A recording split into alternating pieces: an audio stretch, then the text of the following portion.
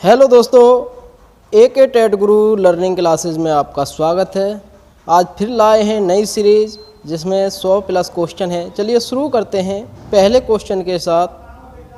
तो हमारा पहला क्वेश्चन है, बायोगैस का निर्माण का जीवाणु है मिथेनोबैक्टीरिया, राइजोबियम बैक्टीरिया, और वह दोनों या इनमें से कोई नहीं। तो हमारा इसका सही आंसर है मिथेनोबैक्टीरिया। बायोगैस का निर्माण जीवाणु मिथेनोबैक्टीरिया है, क्योंकि यह गोबर में उपस्थित सेलुलोज का अपघटन करके मीथेन गैस परिवर्तित करता है। तो ये मीथेन गैस में परिवर्तन कर देता है बायोगैस को। ठीक है, चलिए अगला क्वेश्चन देखते हैं।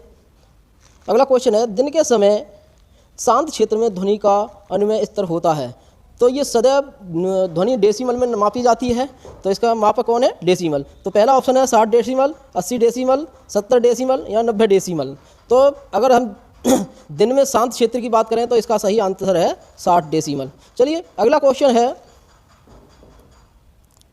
डाई रंजकों से रंगों को पृथक किस विधि द्वारा किया जाता है? तो क्रोमेटोग्राफी, सोनोग्राफी, कैरियोटाइप। तो इसका सही आंसर है कैरियोटाइप। बिल्कुल सही आंसर है। वर्ण लेखन तकनीक का प्रयोग किया जाता है रंगों को परिवर्तन करने के लिए, यानी अलग करने के लिए, पृथक करने के लिए क्या किया जाता है? डाई रंजकों से रंगों को पृथक करने के लिए क्या किया जाता है? कैरियोटाइप।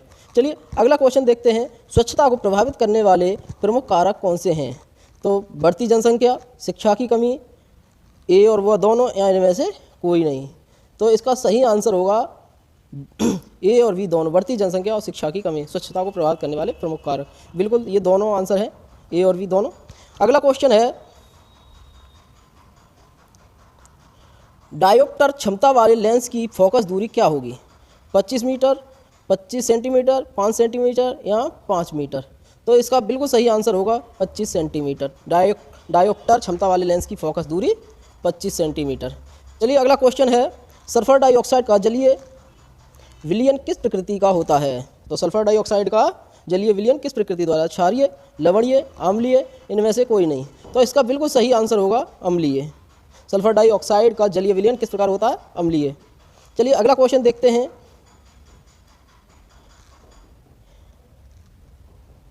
कैंसर का मुख्य कारण है आनुवंशिक सामान्यता, भोजन, पर्यावरण या इनमें से कोई नहीं।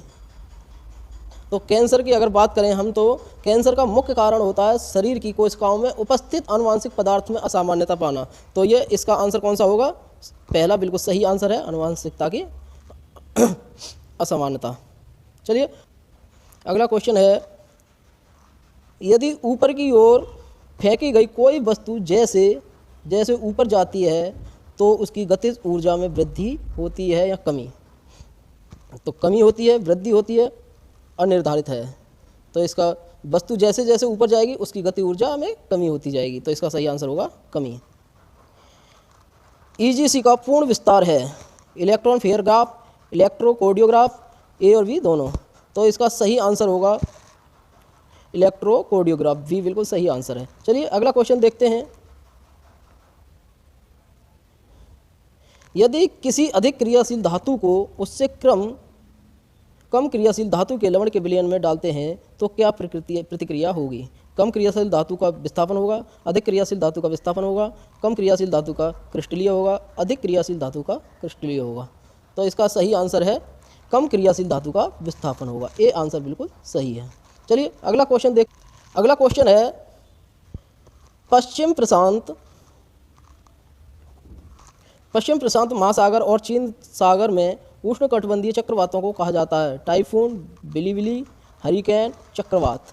तो इसका सही आंसर है टाइफून। बिल्कुल सही आंसर है टाइफून। चलिए अगला क्वेश्चन है, विश्व का सबसे बड़ा नदी द्वीप कौन सा है और किस नदी के बीच स्थित है? सीकू, माजुली, ब्रह्मपुत्र, कारावंती। तो इसका सही आंसर है माजुली। विश्व का सबसे बड़ा नदी द्वीप कहाँ पर है? माजुली। तात्या टोपे का वास्तविक नाम क्या था? नाना साहेब, रामचंद्र पांडुरंग, नंगा फकीर, क्रांतिवीर। तो इसका सही आंसर है रामचंद्र पांडुरंग। अगला क्वेश्चन है, स्वामी रामकृष्ण परमहंस के बचपन का नाम क्या था? देवव्रत, विष्णुदत्त, गंगाधर चट्टोपाध्याय या विवेकानंद। तो इसका सही आंसर है गंगाधर चट्टोपाध्याय। अगला क्वेश्चन है, भारतीय संविधान में किस अनुच्छेद के अंतर्गत वाक एवं अभिव्यक्ति की स्वतंत्रता का उल्लेख है? अनुच्छेद 17, अनुच्छेद 18, अनुच्छेद 19, अनुच्छेद 21। तो इसका सही आंसर है अनुच्छेद 19, बिल्कुल सही आंसर है। चलिए अगला क्वेश्चन देखते हैं। चलिए अगला क्वेश्चन है, राज्यसभा का सदस्य होने के लिए न्यूनतम आयु कितनी होनी चाहिए? 25 वर्ष, 30 वर्ष, 35 वर्ष, यानी वैसे कोई नहीं। तो राज्यसभा के सदस्य बनने के लिए उम्र होनी चाहिए 30 वर्ष, यानी कि बी आंसर बिल्कुल सही है। चलिए अगला क्वेश्चन है, भारत का सबसे छोटा राष्ट्रीय राजमार्ग कौन सा है? राजमार्ग 2, राजमार्ग 58, राजमार्ग 47 है, राजमार्ग 28 बी। तो इसका सही आंसर है सी, राजमार्ग 47 ए, बिल्कुल सही आंसर है, भारत का सबसे छोटा राजमार्ग है। अगला क्वेश्चन है, सुरांडो नामक तार वाद्य यंत्र गुजरात के किस जातीय समुदाय द्वारा प्रयोग में लाया जाता है? तो पहला आंसर है फीकीरानी जाट, कोली, भील, संथाल। तो इसका बिल्कुल सही आंसर होगा आंसर ए, फीकीरानी जाट। चलिए अगला क्वेश्चन देखते हैं। अर्थ स्कैन नामक संस्था की स्थापना कब और किसके द्वारा की गई? यूएनडीपी द्वारा 1980 में, यूडीआई 1999 में, यूएनओ 1955 में, यूएनईपी 1976 में। तो ये किसके द्वारा की गई? तो इसका आंसर है डी, यूएनईपी 1976। चलिए अगला क्वेश्चन है, राष्ट्रीय आपदा प्रबंधन नीति की स्थापना कब की गई? 2005, वर्ष 2007, वर्ष 2009, वर्ष 2014। तो इसका सही आंसर है वर्ष 2009, बिल्कुल सही आंसर है। अगला है, मैकडूगल के अनुसार संवेग कितने प्रकार के होते हैं? 15, 16, 14, 12। तो मैकडूगल के अनुसार जो संवेग होते हैं वो होते हैं 14, बिल्कुल सही आंसर है। चलिए अगला क्वेश्चन है, शिक्षण पुनर्वर्ण की आकस्मिकताओं का क्रम है, यह किसका कथन है? तो ये स्किनर का कथन है, गाल्टन का कथन है, डीवी का कथन है, या थार्नडाई का? तो पुनर्वलन की बात करें तो वो स्किनर की बात होती है। चलिए अगला क्वेश्चन है, शिक्षा को द्विध्रुवीय किस विद्वान ने कहा है?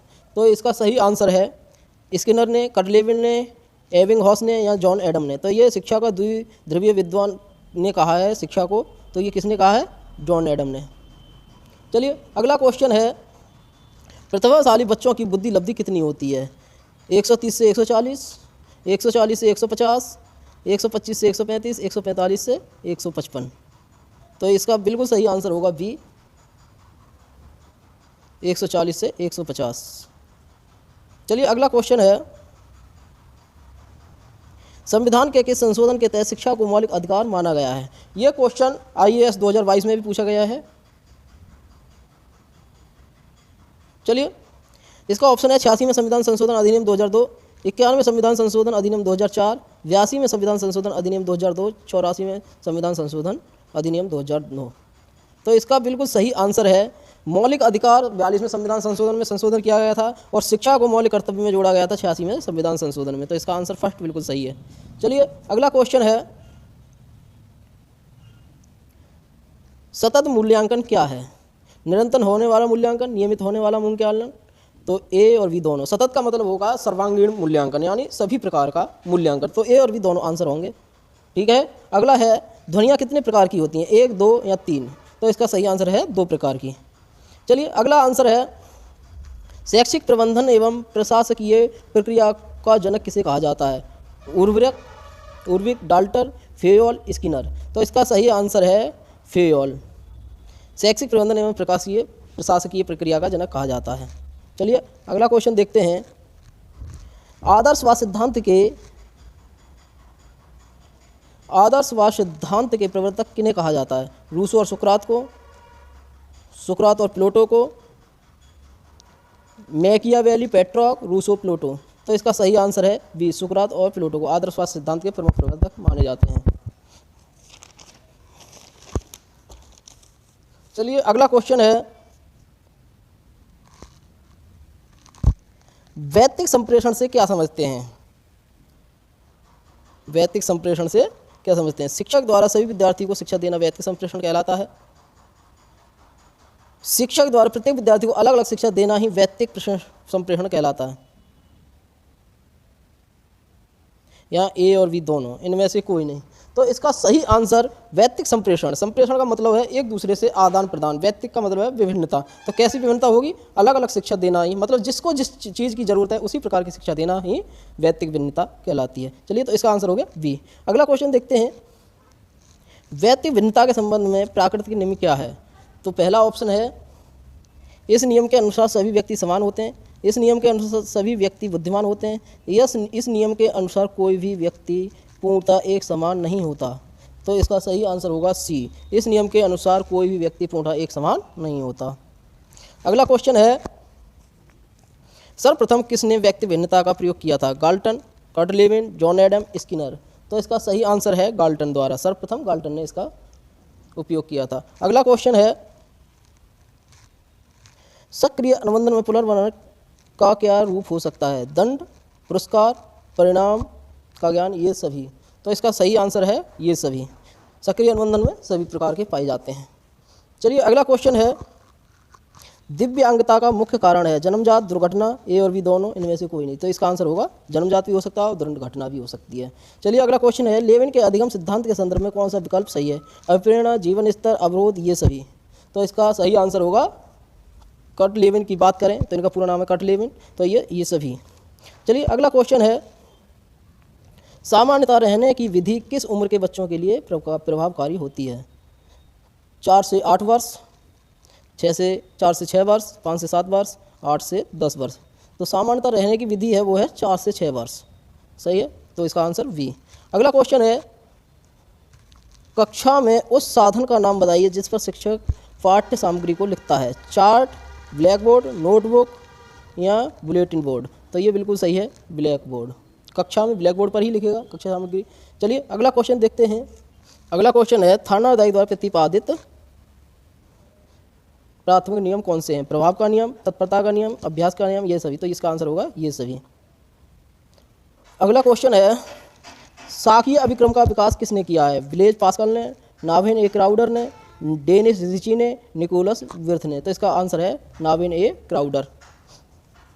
अगला क्वेश्चन है, मॉरिसन का शिक्षण प्रतिमान कितने तत्व हैं?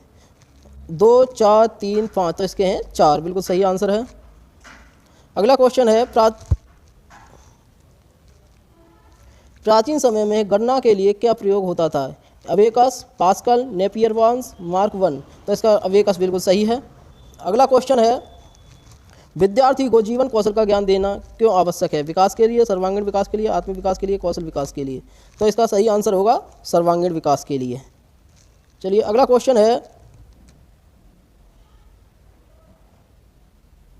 बालकों के आत्मविश्वास में किस कौशल की भूमिका होती है? जीवन कौशल की, शिक्षा कौशल की, गुणवत्ता कौशल की, शिक्षा में अभिवृद्धि की। तो इसका सही आंसर है जीवन कौशल की। आत्मविश्वास के लिए क्या होना चाहिए? जीवन कौशल। व्यवसाय क्या है? कृति, वृत्ति, पेशा, इनमें से कोई नहीं। तो इसका सही आंसर है वृत्ति। चलिए, अगला क्वेश्चन है, अभिप्रेरणा क्या है? निश्चित लक्ष्य, आत्मीय चेतना, इच्छा का अंत, मोह का त्याग। तो इस अभिप्रेरणा है आत्मीय चेतना, मतलब जो मन से सोचा जाए, जिससे मन में कुछ जागृत हो, उसे कहेंगे अभिप्रेरणा। चलिए, अगला क्वेश्चन है, अब्राहम मैस्लो ने अभिप्रेरणा का कौन सा सिद्धांत प्रस्तुत किया है? आवश्यकता का अनुक्रम, आवश्यकता का पदानुक्रम, आवश्यकता का नियम, पदानुक्रम। तो ये सही आंसर है आवश्यकता का पदानुक्रम। अगला क्वेश्चन है, किस विचारक का मत है कि एक अध्यापक की कथनी एवं करनी में अंतर नहीं होता है? जवाहरलाल नेहरू, महात्मा गांधी, अबुल कलाम आज़ाद, सरदार पटेल। तो ये सही आंसर है महात्मा गांधी। चलिए, अगला क्वेश्चन है, पुरस्कार एवं दंड एक व्यक्ति के विकास को स्वरूप प्रदान करते हैं, यह किसका कथन है? स्किनर, रूसले, स्टेमने और फ्रैंकोइस। तो ये सही आंसर है, स्किनर ने कहा है। स्किनर दंड को मानते हैं, पुरस्कार और दंड दोनों को। चलिए, अगला क्वेश्चन है, स्किनर के क्रिया प्रसूत सिद्धांत के आधार पर किसने शिक्षण मशीन का निर्माण किया है? थार्नाडाइक, सिडनी, पियाजे, टीपी मंद। तो ये सही आंसर है टीपी मंद। अगला क्वेश्चन है, देश की अध्यापक शिक्षा पद्धति को योजनाबद्ध एवं समन्वित विकास करने वाला शीर्ष संस्था का नाम क्या है? तो NCERT, NCTE, माध्यमिक शिक्षा परिषद, केंद्रीय शिक्षा परिषद। तो ये है देश की अध्यापक शिक्षा पद्धति की योजनाबद्ध व समन्वित विकास करने की वाली कौन सी है? NCT, बिल्कुल सही आंसर है। चलिए अगला क्वेश्चन है, ऐसा पुनर्वलन जो अनुक्रिया की संभावना को बढ़ाता है क्या कहलाता है? पारिश्रमिक, पुरस्कार, सम्मान, मेहनता, पुरस्कार। तो ये कहलाता है पुरस्कार सम्मान।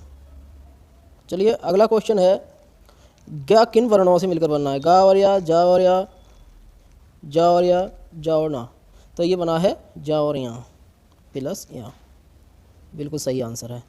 तारा का तत्सम शब्द है सितारा, तृण, नक्षत्र, तारक। तो इसका मतलब सही है तत्सम तारक।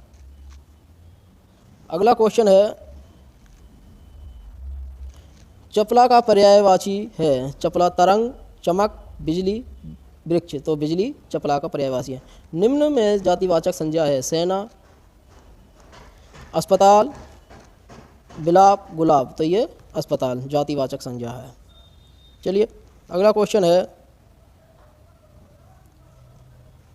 दिए गए विकल्पों में से कौन सा विकल्प विशेषण है? प्रशासन, वीरता, परम, महानता। तो विशेषण क्या है? परम। चलिए अगला क्वेश्चन है, मन का फेर, मन का फेर में कौन सा अलंकार है? रूपक, श्लेष, उत्प्रेक्षा, उपमा। तो इसका है रूपक। एक वर्ण बार बार आए उसे रूपक कहते हैं। हिंदी में मूलतः वर्णों की संख्या क्या है? तो ये 47, 52, 51, 49। तो सभी को पता है 52। चलिए अगला क्वेश्चन है,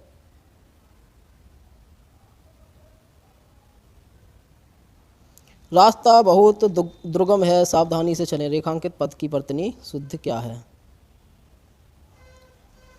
दुर्गम, दुर्गम, दुर्गम, दुर्गम। तो इसका ए बिल्कुल सही आंसर है, दुर्गम।